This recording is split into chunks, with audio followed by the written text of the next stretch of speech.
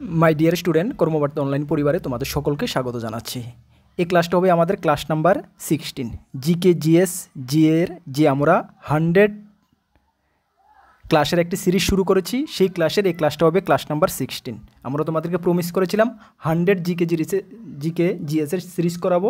এখান থেকে তোমরা অলমোস্ট, আমাদের টার্গেট তো 100% কমন দেওয়া, অলমোস্ট তোমরা ধরে নিতে পারো 90+% তোমরা কমন পাবে। তোমরা আগের ক্লাসগুলো যারা দেখোনি অবশ্যই প্লেলিস্ট বানিয়ে রেখেছি, অবশ্যই দেখে নেবে। চলো ক্লাসটি শুরু করছি। তার আগে তোমাদেরকে বলে দিই, তোমরা যারা এই চ্যানেলে প্রথমবার এসেছো, এই চ্যানেলে আমরা গভর্নমেন্ট জব ইনফরমেশন এবং বিভিন্ন কম্পিটিটিভ এক্সামের প্রিপারেশন করিয়ে থাকি।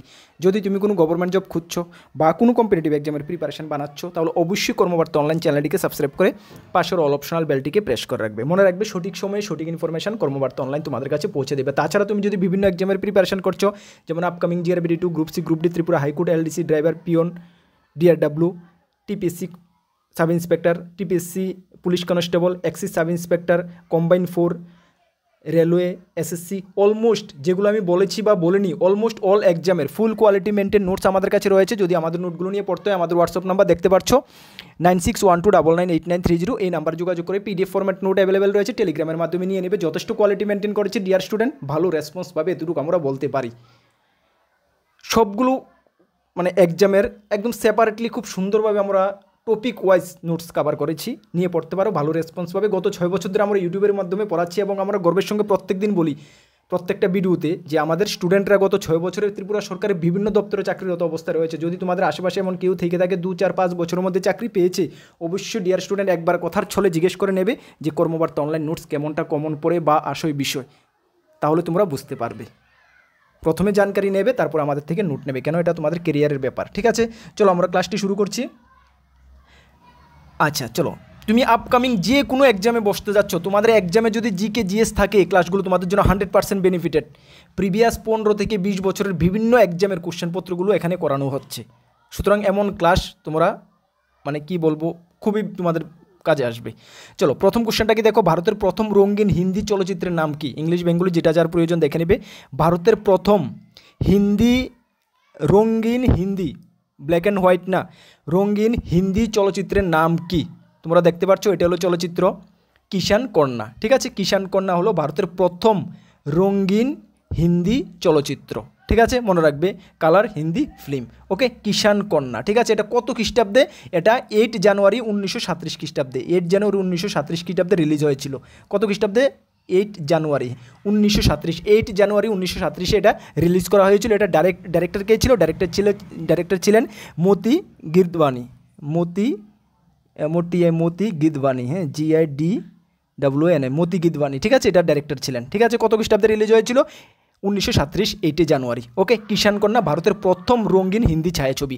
অনেকবার অনেক এক্সামে এসেছে ডিয়ার স্টুডেন্ট, ভালো করে দেখবে। আচ্ছা তোমাদেরকে বলে দিই, তোমরা যারা নোট করে নিয়ে নিচ্ছ কোশ্চেনগুলো, ঠিক আছে, যারা মনে করো যে এই ক্লাসগুলোর সবগুলোর PDF তোমাদের প্রয়োজন পড়বে আপ টু 100 পর্যন্ত, তার জন্য আমরা একটি পেইড হোয়াটসঅ্যাপ গ্রুপ খুলেছি। ভালো করে শুনো ডিয়ার স্টুডেন্ট, এখানে প্রায় 250-র উপরে স্টুডেন্ট জয়েন করে নিয়েছে অলরেডি। এখানে প্রত্যেকটি ক্লাসের PDF সঙ্গে আনসার কি তোমরা পাবে। তাছাড়া প্রত্যেক মাসের উইকলি বেসিসে প্রত্যেক মাসের কারেন্ট অ্যাফেয়ার্স তোমরা এখানে পেয়ে যাবে, ত্রিপুরা ন্যাশনাল, ইন্টারন্যাশনাল। তাছাড়া বিভিন্ন এক্সামের যেগুলো আমরা কালেক্ট করতে পারি, কারণ সব এক্সামের কোশ্চেন পেপার কালেক্ট করা পসিবল হয় না, যেগুলো আমরা কালেক্ট করতে পারি বা করতে পারবো, প্রত্যেকটি এক্সামের কোশ্চেন পেপারও তোমাদেরকে ওই গ্রুপে দেওয়া হবে। তাছাড়া আরও 6 থেকে 7টি বিশেষ ইম্পর্ট্যান্ট ফেসিলিটি তোমাদের জন্য রয়েছে। তোমরা যারা দেখোনি, জানুনি, অবশ্যই আমাদের হোয়াটসঅ্যাপে মেসেজ করবে বা আমাদের চ্যানেলে রয়েছে, টেলিগ্রামও রয়েছে, দেখে নেবে, দেখে জয়েন করে নিতে পারো ডিয়ার স্টুডেন্ট। 499 লাগবে, 499 আপ টু 2027 পর্যন্ত এই ফেসিলিটিগুলি তোমাদেরকে আমরা দেবো।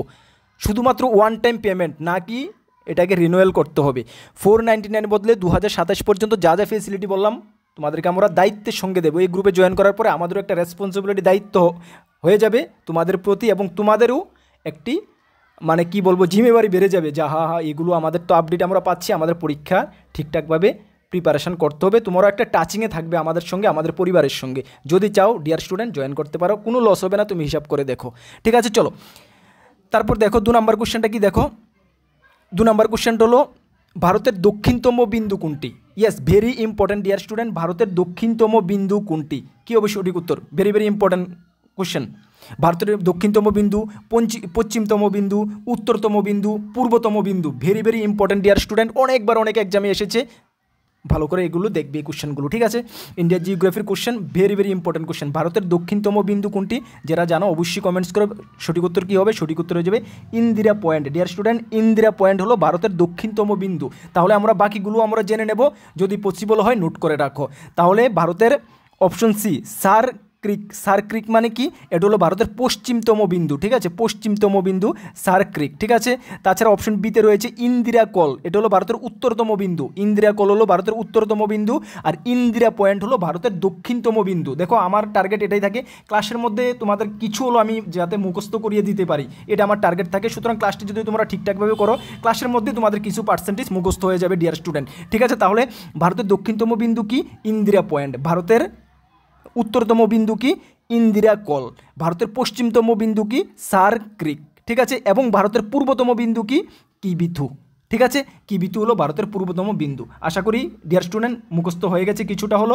ভেরি ভেরি ইম্পর্ট্যান্ট কোশ্চেন, একদম মানে কি বলবো, ভেরি ভেরি ইম্পর্ট্যান্ট কোশ্চেন, ঠিক আছে। ওকে, দেখো সবগুলো কোশ্চেনই ইম্পর্ট্যান্ট থাকবে, কেন প্রত্যেকটা কোশ্চেন কোনো না কোনো এক্সামে এসেছে ডিয়ার স্টুডেন্ট। চলো সঠিক উত্তর কী হবে তোমাদেরকে একটু ইনফর্ম করে দিই, যারা নতুনবার এসেছো এই চ্যানেলে। আমাদের এই চ্যানেলে যখন জিআরবিটি 1 হয়েছিল, জিআরবিটি যখন 1 হয়েছিল, তখন আমরা আমাদের স্টুডেন্টকে এই স্ট্র্যাটাজি বা এই কৌশল আমরা বলেছিলাম যে তোমরা জিকে জিএসটাকে স্ট্রং করো। যদি তোমাদের গ্রুপ সি বিশেষ করে, সঙ্গে গ্রুপ ডিও যদি তোমাদের ক্লিয়ার করতে হয়, তোমরা জিকে জিএসের যে 100 নাম্বার রয়েছে এটাকে স্ট্রং করো। আমরা বলেছিলাম, আমাদের কথা যারা যারা শুনেছে, আমাদের ম্যাক্সিমাম স্টুডেন্ট সফল হয়েছে। তোমরা দেখতে পেয়েছো জিআরবিটি 1-এ আমরা গর্বের সঙ্গে বলি, অল ত্রিপুরাতে সবচেয়ে ম্যাক্সিমাম স্টুডেন্ট আমাদের থেকে সিলেক্ট হয়েছে। তখন আমরা অল ইন ওয়ান একটি বুক পাবলিশ করেছিলাম, তোমরা গিয়ে ঘাটাঘাটি করে দেখো। 2021-এর কথা বলছি আমি, 21-22-21-এর কথা বলছি। তখন ত্রিপুরাতে এমন ইউটিউব চ্যানেলও ছিল না, এত কোচিং সেন্টারও ছিল না। তখন আমরা আমাদের বুকটা সবচেয়ে বেশি ত্রিপুরার মধ্যে সেলিং করেছি ডিয়ার স্টুডেন্ট, আমরা গর্বের সঙ্গে বলি। এবং আমরা সবচেয়ে বেশি স্টুডেন্টকে সাকসেস দিয়েছি। GRBT group C group D মিলে 700 স্টুডেন্টকে আমরা সাকসেস দিয়েছি, যারা আমাদের কথা শুনেছে, আমাদের কৌশল অবলম্বন করেছে, সফল হয়েছে। তোমরা এইভাবে করো, জিআরবিটি হিউজ ভ্যাকেন্সি নিয়ে আসছে, ডিয়ার স্টুডেন্ট সফল হবে। তার জন্য আমরা তোমাদের পিছিয়ে মানে লেগে আছি, তোমাদেরকে আমরা সফল করাবো বা সফল দেখতে চাই। চলো, ভারত ও চীনের মধ্যে কোন সীমারেখা অবস্থিত? Very important. ভারত ও চীনের মধ্যে কোন সীমারেখা অবস্থিত ডিয়ার স্টুডেন্ট? ম্যাকমোহন রেখা। ম্যাকমোহন রেখা হলো ভেরি ইম্পর্টেন্ট কোশ্চেন কিন্তু। ভারত ও চীনের মধ্যে কোন সীমারেখা অবস্থিত? ম্যাকমোহন রেখা। ম্যাকমোহন রেখা হলো ভারত ও চীনের মধ্যে অবস্থিত। তাছাড়া তোমাদের এটা মনে রাখতে হবে, ভারত ও পাকিস্তানের মধ্যে কোন সীমা রেখা অবস্থিত? ভারত ও পাকিস্তানের মধ্যে, ভারত ও পাকিস্তানের মধ্যে হবে তোমাদের রেড ক্লিফ রেখা। হ্যাঁ, রেড ক্লিফ রেখা হবে ভারত ও পাকিস্তানের মধ্যে, ঠিক আছে। এবং আফগানিস্তান ও পাকিস্তানের মধ্যে, এটা যদি এতটা ইম্পর্টেন্ট না, তারপরে অপশনে রয়েছে, সেখানে তোমাদেরকে বলে দিচ্ছি। আফগানিস্তান ও পাকিস্তানের মধ্যে সীমারেখা হলো ডুরান্ট রেখা, ঠিক আছে, ডুরান্ট রেখা। Very important. ভারত ও চীনের মধ্যে ম্যাকমোহন রেখা এবং ভারত ও পাকিস্তানের মধ্যে রেড ক্লিফ রেখা, ঠিক আছে। দুটো ভেরি ইম্পর্টেন্ট। তাছাড়া ওটা তোমরা মনে রাখবে, ডুরান্ট রেখা পাকিস্তান ও আফগানিস্তানের সীমারেখা, ঠিক আছে ডিয়ার স্টুডেন্ট। ওকে, ক্লাসটি কেমন লাগছে অবশ্যই তোমরা কিন্তু কমেন্টস করে জানাবে, ঠিক আছে। ক্লাসটি আজকে শর্টকাট করবো, মানে আমার একটু সময় ইদান হয়ে রয়েছে, একটু ফটাফট ক্লাসটি করাতে চেষ্টা করব। চলো, প্রথম কোন প্রতিবন্ধী মহিলা মাউন্ট এভারেস্ট জয় করেন? ফার্স্ট কোন প্রতিবন্ধী মহিলা? এটা আমরা সকলেই জানি, কেন অনেকবার অনেক কম্পিটিটিভ এক্সামে এসেছে। যারা বিভিন্ন এক্সামের প্রিপারেশন করছো, আশা করি এটার কোশ্চেনটার আনসার তোমরা দিতে পারবে। অবশ্যই তোমরা কমেন্টস করে জানাও, ভালো লাগবে। কমেন্টস করে জানাও, আমার কাছেও ভালো লাগবে। প্রথম কোন প্রতিবন্ধী মহিলা মাউন্ট এভারেস্ট জয় করেন? কি হবে dear student? Yes, Arunima Sinha. Arunima Sinha বা সিনহা ভারতের প্রথম প্রতিবন্ধী মহিলা যিনি এভারেস্ট জয় করেন, অরুণিমা সিনহা, ঠিক আছে। Very very important question dear student, ভারতের প্রথম প্রতিবন্ধী মহিলা। আর যদি বলে ভারতের প্রথম এভারেস্ট জয়ী মহিলাকে, এখানে তো প্রতিবন্ধী আমরা পেয়েছি, তাহলে প্রতিবন্ধীটা তুমি ছেড়ে দাও, ভারতের প্রথম এভারেস্ট জয়ী মহিলাকে কী হবে সঠিক উত্তর? সঠিক উত্তর হয়ে যাবে বাচেন্দ্রী পাল ডিয়ার স্টুডেন্ট, বাচেন্দ্রী পাল। এটাও ভেরি ইম্পর্ট্যান্ট, ভারতের প্রথম মহিলা যিনি এভারেস্ট জয় করেছিলেন, বাচেন্দ্রী পাল। আর যদি বলে প্রতিবন্ধী মহিলা মাউন্ট এভারেস্ট জয় করেছিলেন, অরুণিমা সিনহা, ঠিক আছে। ভেরি ভেরি ইম্পর্ট্যান্ট কোশ্চেন, ঠিক আছে। আর এখানে রয়েছে দেখো সন্তোষ যাদব, এটাও মানে না বললে নাই হয়, ভারতের প্রথম মহিলা যিনি মানে কি বলবো 2বার এভারেস্ট জয় করেছিলেন, ঠিক আছে, 2বার এভারেস্ট জয় করেছিলেন সন্তোষ যাদব। ঠিক আছে, ভারতের মধ্যে উনি একজন কি বলবো মহিলা যিনি মানে এভারেস্টকে 2 বার জয় করেছিলেন। ঠিক আছে, very important question dear student. Okay, চলো নেক্সট কোশ্চেনটা দেখো, 5 নম্বর কোশ্চেন। আর তোমাদেরকে ইনফর্ম করে দিই, তোমরা তো আশা করি সকলেই জানো যে আমাদের একটি টেলিগ্রাম গ্রুপ রয়েছে এবং ফ্রি একটি হোয়াটসঅ্যাপ গ্রুপ রয়েছে, যেখানে তোমরা যারা জয়েন করোনি মাস্ট বি জয়েন করবে।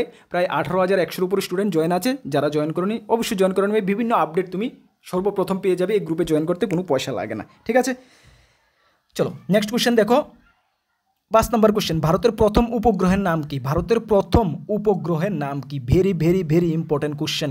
কতবার কত এক্সামে এসেছে মানে কি বলবো, আনকাউন্টেবল। ঠিক আছে, হিসাব করা যায় না, মানে কতবার কত এক্সামে এসেছে। ভারতের প্রথম উপগ্রহের নাম কি? কী হবে সঠিক উত্তর? সঠিক উত্তর হয়ে যাবে আর্যভট্ট। আমরা সকলেই জানি এটা, ঠিক না? ক্লাস আমরা 5 থেকে 6-এ মেবি এটা আমরা পরে এসেছি, ঠিক না? কিন্তু অনেকবার অনেক এক্সামে এসেছে এবং আসবে।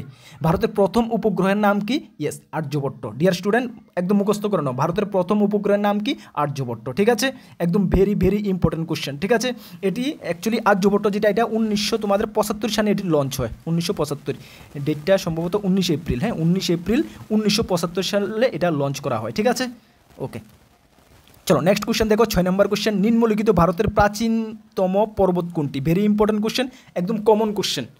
এটা আমি এই কোশ্চেনটা অনেকবার আমি আগেও করিয়েছি, জিআরবিটির সময়, বিশেষ করে জিআরবিটি 1-এর সময় অনেকবার আমি করিয়েছি এবং ইম্পর্টেন্ট সবাইকে যতবার আমি করিয়েছি ততবারই আমি বলেছি ভেরি ইম্পর্টেন্ট কোশ্চেন এবং ভেরি মানে ইজি কোশ্চেন। কেন ইজি কোশ্চেন? এটা পরীক্ষায় আসতে আসতে এতটা ইজি হয়ে গেছে, এটা সকলেই জানো। ভারতের প্রাচীনতম পর্বত কোনটি? কী হবে সঠিক উত্তর?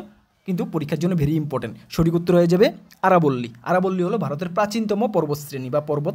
ঠিক আছে, এটা সকলেই আমরা জানি। আরাবল্লী, অপশন সি হবে সঠিক উত্তর। ঠিক আছে, আচ্ছা আরাবল্লী, ঠিক না? আচ্ছা, এখান থেকে তোমাদের আরেকটি কোশ্চেন আসে, তোমরা একটু নোট করে নাও যে আরাবল্লী পর্বতের সর্বোচ্চ শৃঙ্গের নাম কি? আরাবল্লী পর্বতের ভারতের সবচেয়ে প্রাচীনতম পর্বত কোনটি? আরাবল্লী পর্বত। ঠিক আছে, মুখস্থ হয়ে গেছে। আসে পরীক্ষায় কোশ্চেনটা ঘুরিয়ে যখন আসে তখনকার একটু যদি টাপ করে দেয় তখন আসে আরাবল্লী, ভারতের সবচেয়ে প্রাচীনতম পর্বত আরাবল্লী। আরাবল্লী পর্বতের সর্বোচ্চ শৃঙ্গের নাম কি? গুরু শিখর। ঠিক আছে, ভেরি ভেরি ইম্পর্ট্যান্ট, গুরু শিখর। গুরু শিখর। ঠিক আছে, আরাবল্লী পর্বতের সর্বোচ্চ শৃঙ্গের নাম কি? গুরু শিখর। ওকে ডিয়ার স্টুডেন্ট, আমি মানে প্রত্যেকটি এক্সামে বলি বা আমি মানে বেশি কথাও বলি যদিও, ঠিক আছে, কারণ মানে কি বলবো, বেশি কথা বলি বা তোমাদের এগুলো মানে আমার বলতে ইচ্ছা করে প্রত্যেক দিনই।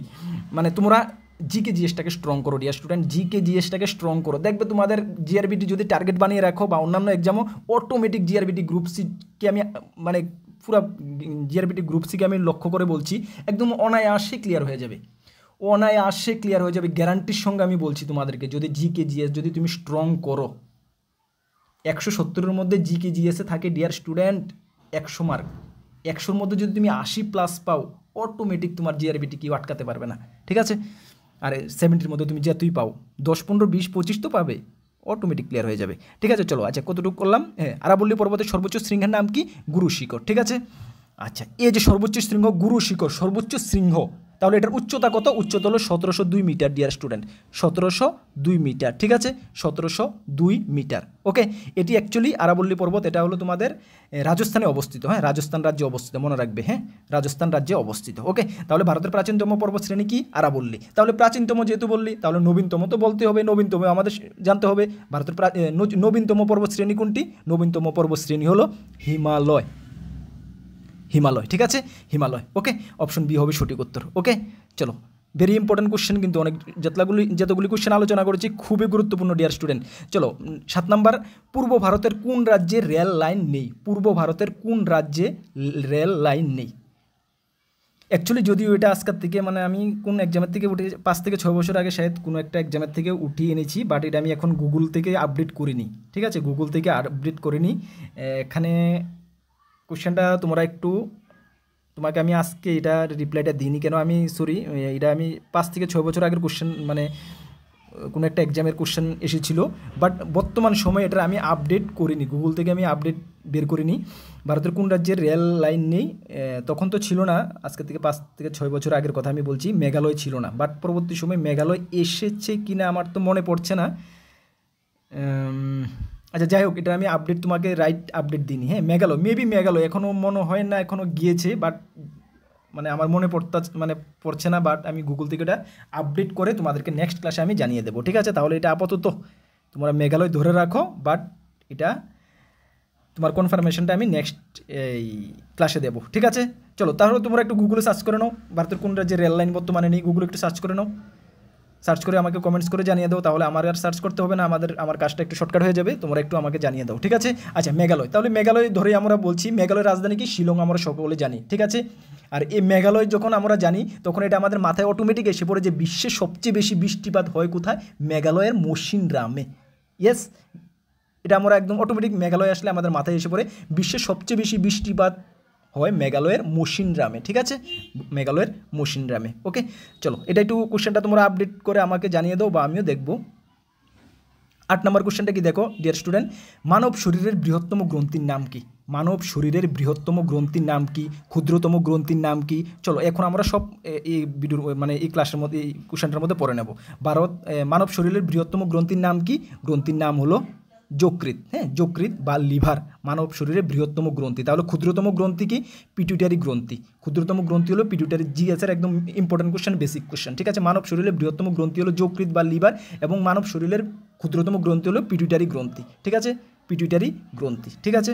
ওকে, আর হাইপোথ্যালাম গ্রন্থি, হ্যাঁ, এটা অ্যাকচুয়ালি হাইপোথ্যালাম গ্রন্থি দিয়ে কি হয় তোমাদের, এটা মানব শরীরের যে তাপমাত্রা সেটা নিয়ন্ত্রণ করা হয়। হ্যাঁ, মানব শরীরের তাপমাত্রা এই গ্রন্থির সাহায্যে নিয়ন্ত্রণ করা হয়, ঠিক আছে।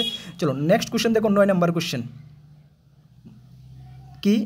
মাছ উৎপাদন বিপুল পরিমাণে বৃদ্ধিকে কি বলা হয়? যে মৎস্য উৎপাদন বা মৎস্যের যে বিপুল পরিমাণে চাষ, এটাকে কি বলা হয়? এটাকে কি বলা হয়? এটাকে বলা হয় নীল বিপ্লব। অপশন বি হবে সঠিক উত্তর, নীল বিপ্লব, ঠিক আছে।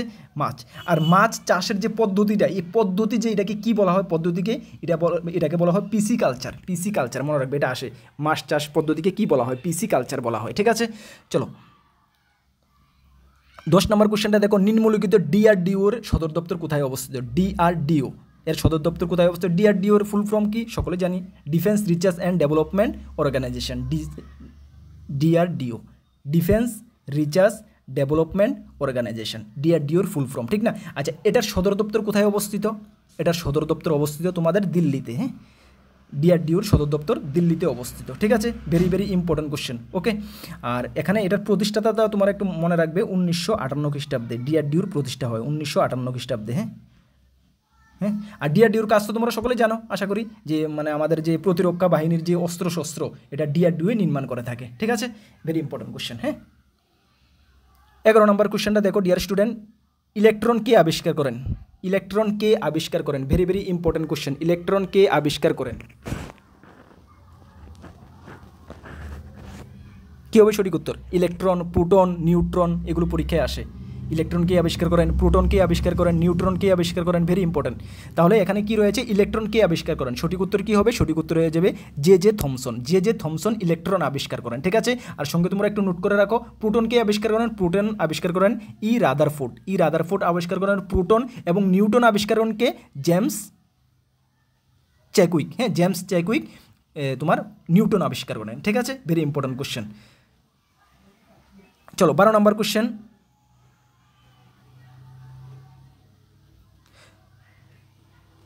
ধন্বন্তরী পুরস্কার কোন ক্ষেত্রে দেওয়া হয়?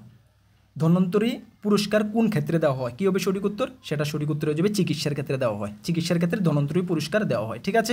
এই পুরস্কার প্রথম দেওয়া হয়েছিল 1971 সাল থেকে। 1971 সাল থেকে এই পুরস্কার প্রথম দেওয়া শুরু হয়েছিল, ঠিক আছে। Very very important question. চলো নেক্সট কোশ্চেনটা দেখো, ক্লাসটি একটু ফটাফট করাতে হচ্ছে, একটু টাইম শর্ট। 13 নম্বর কোশ্চেন দেখো, নিম্নলিখিত কোন সংগঠন কলিঙ্গ পুরস্কার প্রদান করেন? নিম্নলিখিত যে সংগঠনগুলো রয়েছে এর মধ্যে কলিঙ্গ পুরস্কার কে প্রদান করেন, ঠিক আছে। আচ্ছা, প্রথমে আমরা জেনে নিই যে কলিঙ্গ পুরস্কার তো প্রদান করেন, কে করেন আমরা জানবো, কিন্তু কেন প্রদান করা হয়, কী কারণে, কিসের জন্য কলিঙ্গ পুরস্কার প্রদান করা হয় জানো তোমরা? এটা জানো না? এটা হলো বিজ্ঞানের জনপ্রিয়তার জন্য, মানে বিজ্ঞানের যে জনপ্রিয়তা বা বিজ্ঞানের জনপ্রিয়তা, কোনো একটা কিছু বের করলো, এটা জনপ্রিয়তাকে করার জন্যই কলিঙ্গ পুরস্কার প্রদান করা হয়। এটা পুরস্কার প্রদান করেন ইউনেস্কো দ্বারাই কলিঙ্গ পুরস্কার প্রদান করা হয়, ঠিক আছে। ভেরি ভেরি ইম্পর্টেন্ট মানে কোশ্চেন, ঠিক আছে। 1952 সাল থেকে এই পুরস্কারটা প্রথম দেওয়া হয়েছিল, 1952, ঠিক আছে। Very very important, 1952। চলো নেক্সট কোশ্চেন দেখো, 14 নম্বর কোশ্চেন, স্বাভাবিক উষ্ণতায় তরল অধাতু কোনটি? স্বাভাবিক উষ্ণতায় তরল অধাতু কোনটি? কী হবে সঠিক উত্তর? সঠিক উত্তর হয়ে যাবে আমরা সকলে জানি ব্রোমিন। ব্রোমিন, হ্যাঁ, অপশন বি হবে সঠিক উত্তর। ব্রোমিনের ফ্রম কি জানো, বিয়ার, ঠিক আছে, শর্ট ফর্ম হলো বিয়ার, ব্রোমিন, ঠিক আছে, very very important question, bromine, হ্যাঁ। আর এখানে যে পারদ রয়েছে এটা আমরা সকলে জানি যে মানে তরল ধাতু, স্বাভাবিক অবস্থায় তরল ধাতু হলো পারদ, ঠিক না। আর সি রয়েছে লিথিয়াম, লিথিয়াম হলো তোমাদের কি বলবো সবচেয়ে হালকা ধাতু, লিথিয়াম, লিথিয়াম। আর সোডিয়াম হলো সবচেয়ে মানে হালকা, না হালকা ধাতু হলো সবচেয়ে লিথিয়াম, ঠিক না। আর জলের চেয়ে হালকা ধাতু যদি বলে জলের চেয়ে হালকা ধাতু সেটা তখন হবে সোডিয়াম, ঠিক আছে, জলের চেয়ে যদি হালকা ধাতু বলে সোডিয়াম, ঠিক আছে। কোশ্চেনগুলো আসে পরীক্ষায়, ইম্পর্টেন্ট কোশ্চেন। চলো নেক্সট কোশ্চেন দেখো, 15 নম্বর কোশ্চেন, পৃথিবীর সবচেয়ে লম্বা প্রাণীর নাম কি? সকলে আমরা জানি, very very important question, class 4-5 আমরা এটা পড়ে এসেছি। সঠিক উত্তরটা কি কমেন্টস করে জানাও। পৃথিবীর সবচেয়ে লম্বা প্রাণীর নাম কি? ইয়েস, পৃথিবীর সবচেয়ে লম্বা প্রাণী হলো জিরাফ, সকলেই আমরা জানি জিরাফ, ঠিক না, জিরাফ হলো পৃথিবীর সবচেয়ে লম্বা প্রাণী। ওকে, অপশন বি হবে সঠিক উত্তর, যারা বি নাম্বার কমেন্টস করেছো একদম সঠিক, ঠিক আছে। আর চিতা, চিতা তো আমরা সকলেই জানি যে মানে কি বলবো সবচেয়ে দ্রুতগামী প্রাণী হলো চিতা, ঠিক আছে।